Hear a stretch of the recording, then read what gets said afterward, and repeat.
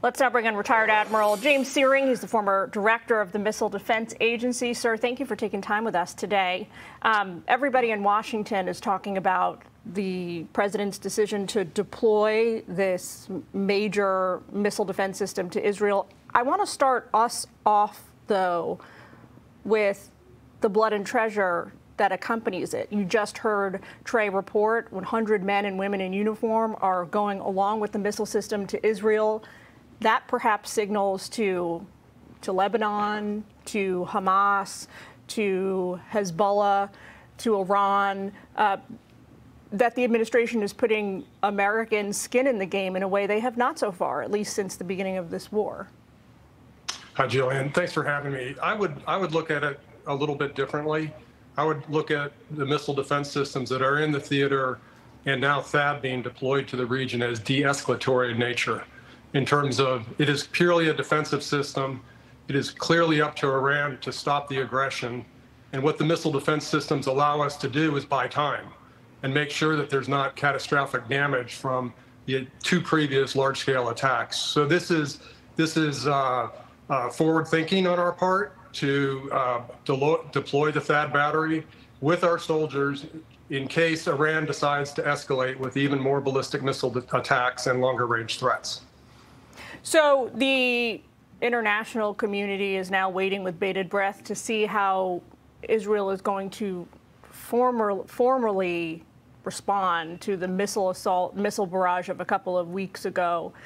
Do you think maybe part of the reason why we have not seen them take kinetic action in that direction so far is because conversations about this THAAD system were in the works?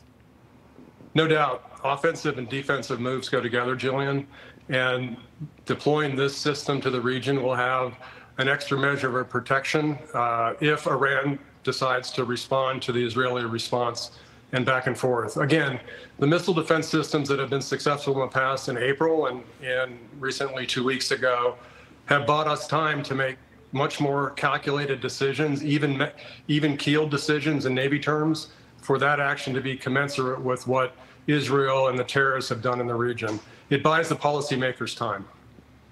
As for President Biden, Vice President Kamala Harris, they have offered at every turn support to Israel in terms of money and weapons, but they have hedged a lot more in terms of publicly voicing support for the way the IDF has been conducting this war so far. Take a quick listen to some of what they've said, just some recently.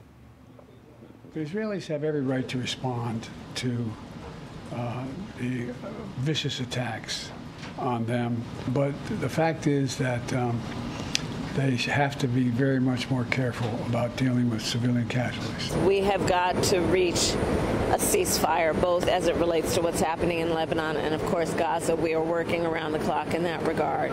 But we need these wars to end, and we've got to definitely de-escalate what is happening in the region. So given all that hedging, sir, were you surprised to learn that the president had green-lighted the THAAD system?